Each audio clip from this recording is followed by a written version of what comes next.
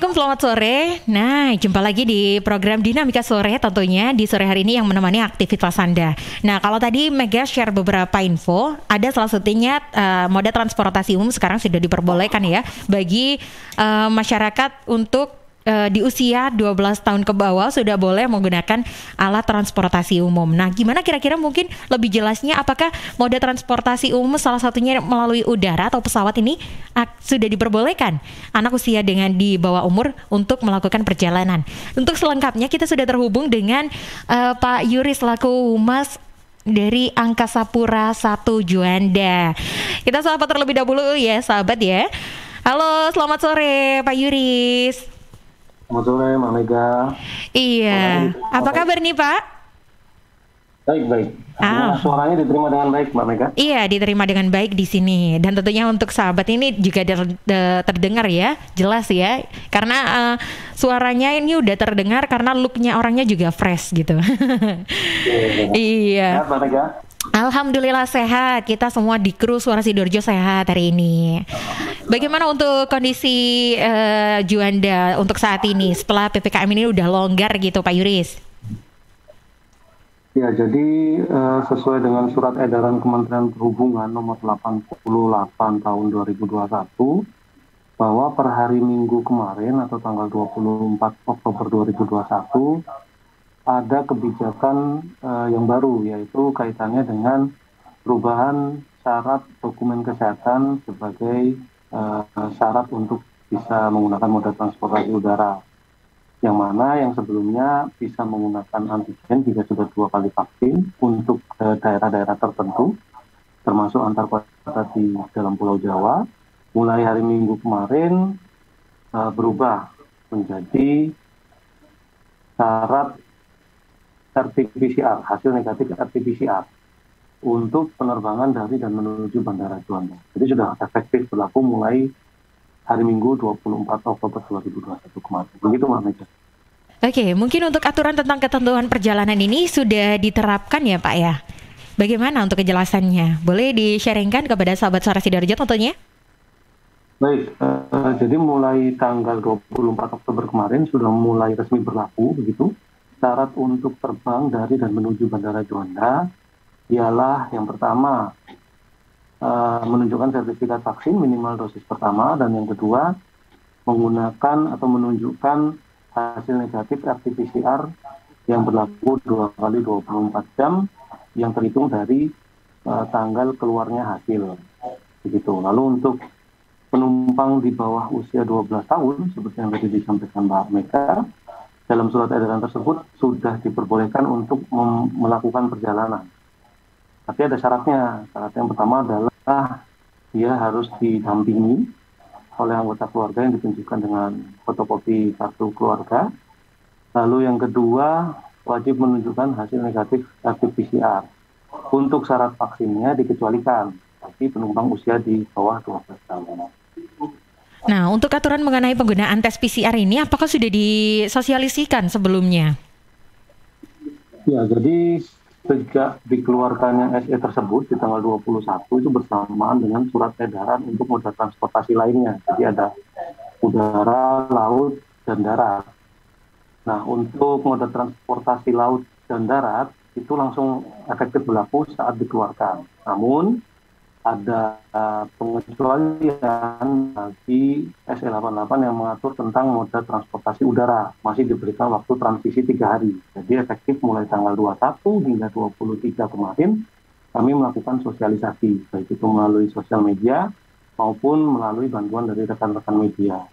Nah, menurut pengamatan kami di lapangan dari pemberlakuan selama 2 hari, jadi mulai tanggal 24 Minggu kemarin hingga hari Senin ini, pengamatan kami di lapangan memang tidak banyak yang menggunakan fasilitas helpdesk maskapai. Fasilitas ini kita sediakan untuk mengakomodir calon penumpang yang belum mengetahui aturan baru tersebut, dan dari rekan-rekan maskapai memberikan kebijakan untuk opsi refund ataupun reschedule. Nah, dari pengamatan kami selama 2 hari pelaksanaan aturan yang baru ini, tidak banyak masyarakat atau calon penumpang yang menggunakan layanan ini, sehingga kemungkinan besar banyak yang sudah mengetahui perubahan kebijakan ini karena sudah tersosialisasikan selama kurang lebih 3-4 hari tadi.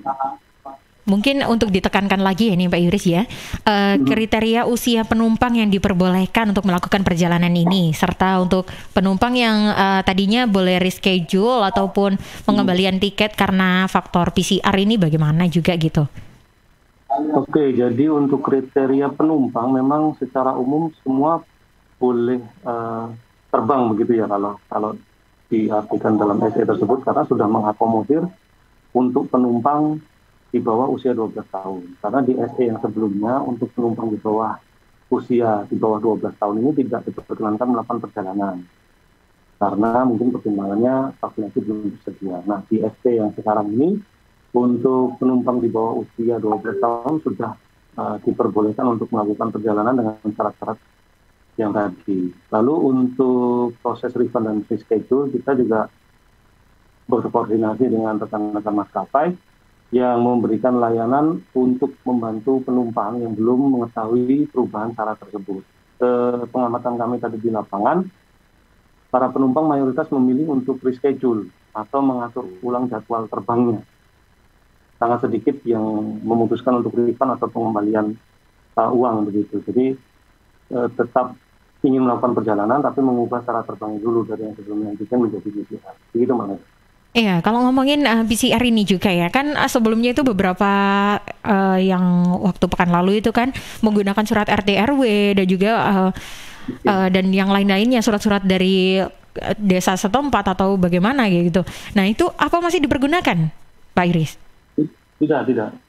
Kalau untuk syarat keterangan dari pemerintah daerah setempat itu sempat dulu dikeluarkan saat untuk mengatur saat periode mudik Idul Fitri dan Idul Adha, seingat saya. Jadi setelah itu sudah keluar SE yang terbaru, syaratnya hanya di sertifikat vaksin dan dokumen kesehatan tadi, PCR yang berlaku saat ini. Oke, nah ini juga ada beberapa pertanyaan yang sering banget itu ya dipertanyakan. Untuk penumpang lansia dari segi syarat dan ketentuannya ini bagaimana? Apakah juga sama atau dibedakan atau bagaimana gitu? Baik, jadi untuk penumpang, baik itu lansia maupun tidak, yang memiliki kondisi kesehatan tertentu begitu, sehingga tidak bisa menerima vaksinasi, bisa membawa surat keterangan dari dokter rumah sakit pemerintah yang menyatakan bahwa di calon penumpang ini memang dengan kondisi kesehatan tertentu belum dapat menerima vaksin.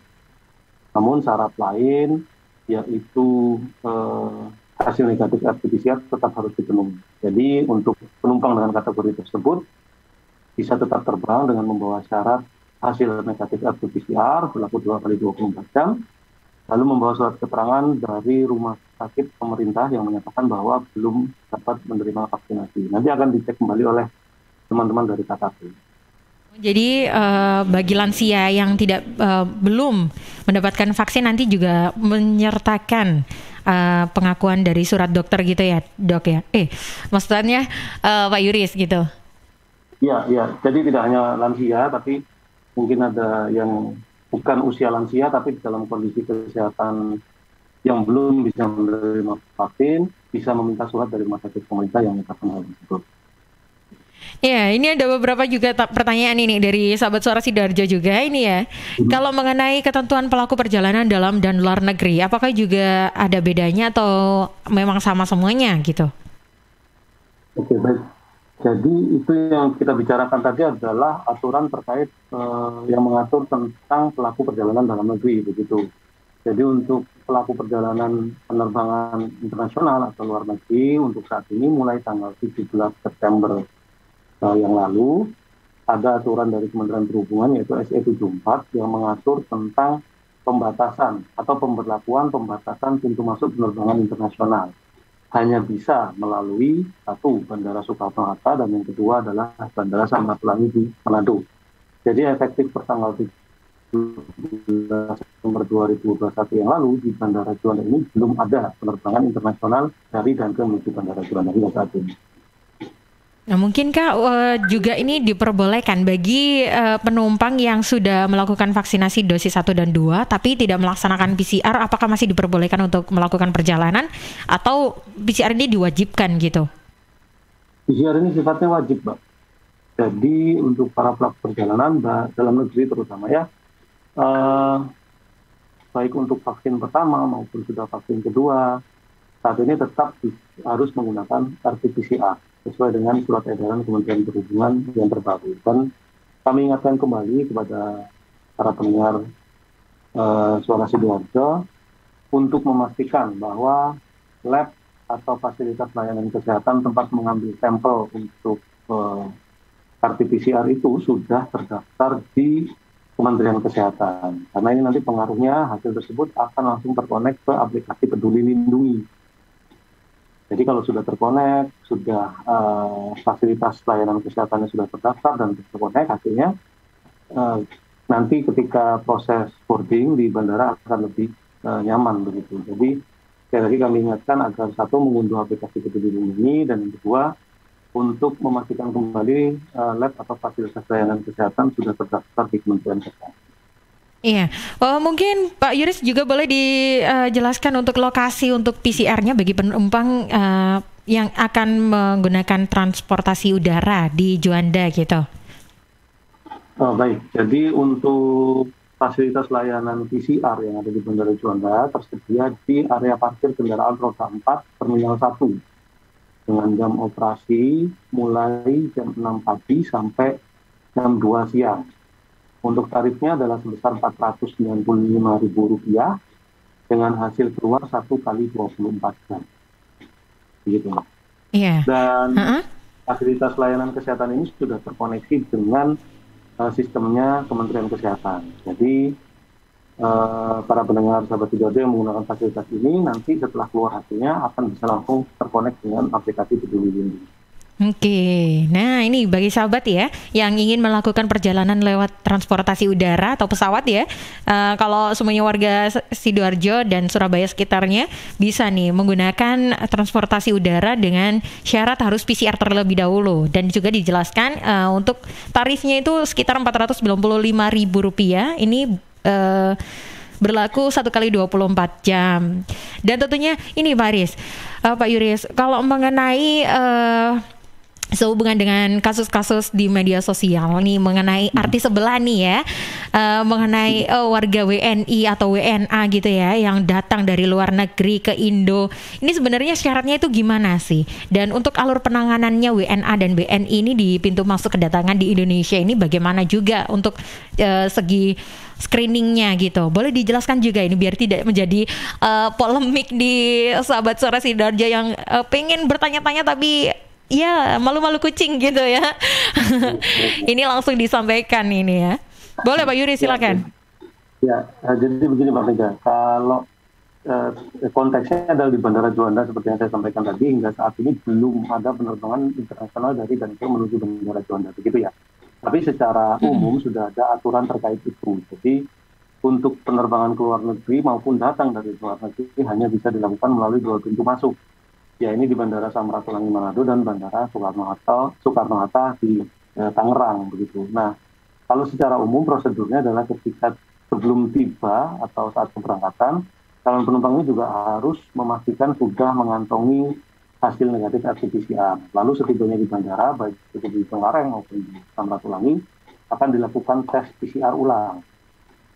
Nah, setelah tes PCR ulang ini, WNI atau WNA ini, kalau WNI, pelajar, mahasiswa, ASN, begitu, yang baru selesai pulang dari dinas, atau PMI, akan dikarantina dengan biaya ditanggung negara. Itu selama 5 hari. Nanti di hari keempat karantina dia akan di swab PCR ulang. Jika hasilnya negatif, akan bisa melanjutkan perjalanan. Bagaimana dengan WNA?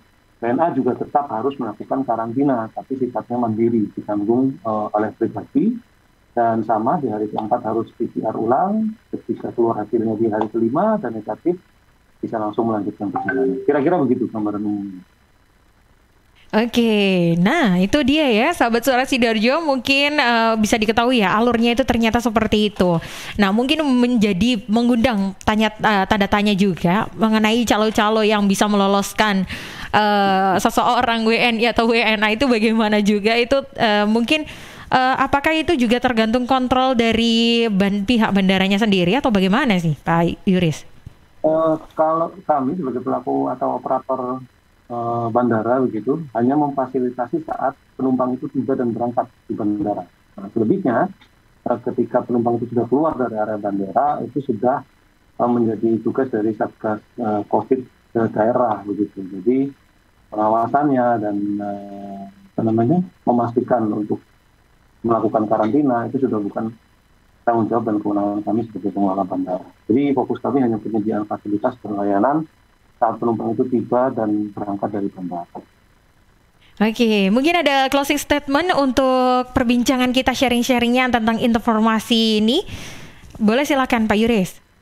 Ya, yang pertama mungkin ini Mbak, untuk mengupdate kembali kepada para pendengar suara Sidoarjo, terutama yang ingin bepergian saat masa PPKM saat ini gitu, sudah terbit aturan baru tadi, SP 88 Kementerian Perhubungan yang intinya merubah syarat dokumen kesehatan yang tadinya bisa menggunakan hasil antigen ke beberapa wilayah. Saat ini, jika para pendengar ini berangkat dari dan menuju Bandara Juanda, syarat yang terbaru adalah melampirkan sertifikat vaksin minimal dosis pertama, lalu yang kedua menunjukkan hasil negatif RT-PCR yang berlaku 2 kali 24 jam, serta yang tidak kalah penting adalah agar menyiapkan atau sudah mengunduh aplikasi Peduli Lindungi dan memastikan layanan lab tempat mengambil sampel itu sudah terafiliasi atau terkonek dengan sistem Kementerian Kesehatan, sehingga hasil negatif RT-PCR dan sertifikat vaksin itu sudah ada dalam aplikasi, sehingga hal ini sangat memudahkan masyarakat atau calon penumpang saat proses boarding di Bandara Juanda. Saya kira gitu Mbak Mega. Iya, nah ini perlu dicermati ya sahabat ya, untuk bagi sahabat yang rasa udah suntuk nih ya, harus melakukan perjalanan atau liburan. Nah, udah dijelaskan juga oleh Pak Yuris selaku stakeholder Humas Angkasa Pura I Juanda, dan di sini sudah dijelaskan juga syarat yang terpenting itu tadi vaksin, harus PCR 1 kali 24 jam dan juga mengunduh aplikasi Peduli Lindungi. Dan tentunya 2 kali 24 jam Mbak. Iya, satu kali 24 jam ya? 2 kali 24 jam. Oh, 2 kali 24 jam, baik. Dari hasil keluar. Dari hasil keluar. Nah, ini udah jelas ya bagi sahabat yang udah tadi bertanya-tanya mungkin ya, ini boleh nggak sih pakai kendaraan, pakai transportasi umum apalagi udara gitu ya, untuk ke luar pulau gini. Nah, apalagi dengar kasus yang beberapa hari ini viral gitu ya, apakah bakalan syaratnya ini akan diperketat atau bagaimana gitu kan? Ini tadi udah dijelaskan secara langsung ya, dan detail lagi gitu ya. Kapan lagi kalau nggak di Suara Sidoarjo gitu ya. Baik, terima kasih Pak Yuris sudah meluangkan waktunya ya untuk berbincang dan share informasi mengenai seputar transportasi udara gitu ya, syarat dan juga ketentuannya untuk melakukan perjalanan gitu. Mungkin kita sambung di lain waktu gitu kan ya, apabila kita ada kebutuhan yang lebih gitu ya mengenai seputar perbincangan melalui transportasi udara gitu. Ya, baik, iya, baik Pak Yuris, terima kasih, salam sehat, jangan lupa taati protokol kesehatan, dan sahabat terima kasih sudah berpartisipasi di sore hari ini di program Dinamika Sore hari ini. Saya Mega Laksana, pamit undur diri. Selamat sore. Suara Sidoarjo.